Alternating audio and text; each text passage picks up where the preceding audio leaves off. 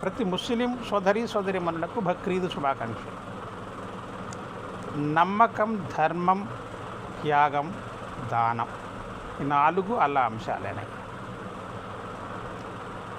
ఈ నమ్మకం అనేది భగవంతుని పట్ల అచంచలంగా ఉండాలి, పరిపూర్ణమైనదిగా ఉండాలి. ఆ పరిపూర్ణమైన నమ్మకాన్ని ఆ ప్రవక్తలో ఉందా లేదా అనేది ఆ హజరత్ ఇబ్రహీంని భగవంతుడు ఆ అల్లా పరీక్షించాడు. తనకున్న ఏకైక సంతానాన్ని ఇస్మాయిల్ని ఆ భగవంతునికి బలిగా సమర్పించుకోవడానికి సిద్ధపడ్డప్పుడు దాన్ని స్వీకరిస్తాడా? అలా ప్రత్యామ్నాయంగా దాన్ని తప్పించాడు. ఇప్పుడు ఏ మతానికి సంబంధించిన మరి భగవంతుడైనా సరే, అల్లా అయినా, యేసైనా, ఈశ్వరుడైనా, మరి గౌతమ బుద్ధుడైనా, ఏ మతానికి సంబంధించిన దైవమైనా, దైవదూత అయినా హింసను కోరుకోడు, రక్తతర్పణ మనకడు. అదొకటి గుర్తుపెట్టుకో. నాపై నీకు అసించల విశ్వాసం ఉండాలా, నన్ను నమ్ము, నిన్ను రక్షిస్తా, అది నా ధర్మవిధి అన్నాడు. మరి ధర్మం అంటే రక్షణ బాధ్యతను స్వీకరించు, నీ చుట్టూ ఉన్నదాన్ని రక్షించే బాధ్యతను స్వీకరించు, అది ధర్మం. అది నాకు సంతోషాన్ని ఇస్తుంది, నాకు ప్రియమైంది. నాకు ఏది ప్రియమైంది నువ్వు చేస్తావో అప్పుడు నా యొక్క దీవెన నీకు పూర్తిగా అందుతుందన్నాడు భగవంతుడు ఆ అల్లా. త్యాగం, ప్రతిఫలాన్ని కాంక్షిస్తూ చేయకూడదు.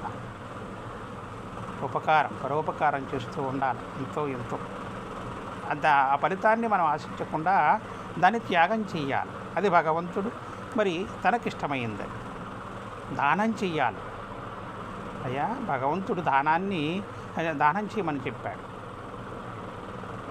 అంతా తరాల కోసం వెనకేసుకోవడం కాదు నాయనా, ఆర్తిని చల్లార్చడానికి ఎంతో కాస్త దానంగా ఇవ్వు, దానం చెయ్యి, ఆర్తిని చల్లార్చు. ఆ ఆర్తిని చల్లార్చడం అంటే నన్ను పూజించినంత, నన్ను ప్రార్థించినంత, అల్లాని ప్రార్థించినంత.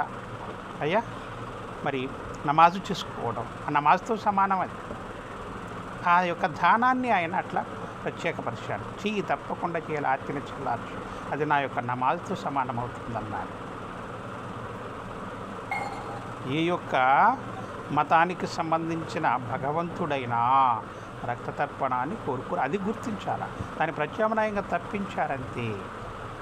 నమ్మకం ఉండాలా, ధర్మం ఉండాలా, త్యాగం ఉండాలా, దానం ఉండాలా, ఇది గుర్తుపెట్టుకొని వీటికి కట్టుబడి ఆ భగవంతుని యొక్క అంశాలు ఇవి కనుక అవి నీలో మరి పెంపొందించుకో.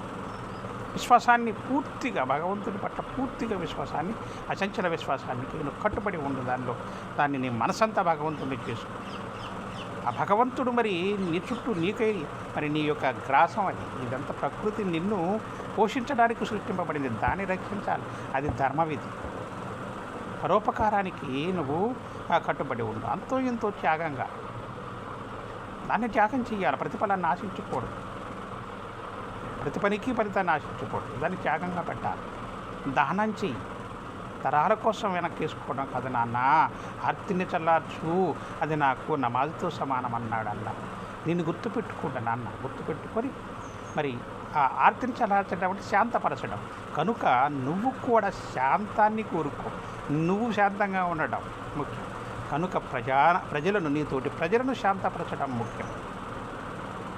అర్థమైందా? వీటన్నిటినీ గుర్తుపెట్టుకొని వాటిని ఆచరిస్తూ ఆ భగవంతుని యొక్క మన్ననం మనం పొందుతాం. అతని యొక్క మరి పూర్తి కటాక్షాన్ని, అతని యొక్క దీవెనతో మనం ఆ భగవంతుని యొక్క సన్నిధిని మనం చేరుకుందాం, ధన్యతను పొందుతాం, బ్రతుకు ధన్యతను. గుర్తుపెట్టుకున్నాయి ఏ ముస్లిం యువకులు, సోదరిమణులు, ప్రతి వారు కూడా ఇది గుర్తించదగిన విషయం. ప్రజలందరికీ కూడా, ముస్లిం ప్రజలందరికీ కూడా మేరా భాయి బహనో అంటారు కదా, అది హిందీ మరి ఉర్దూ హిందూ అందరికీ కూడా ఈ బక్రీద్ శుభాకాంక్షలు తెలియజేస్తున్నాను. ఇట్లు మీ శ్రేయోభిలాష్ కనకరాజు.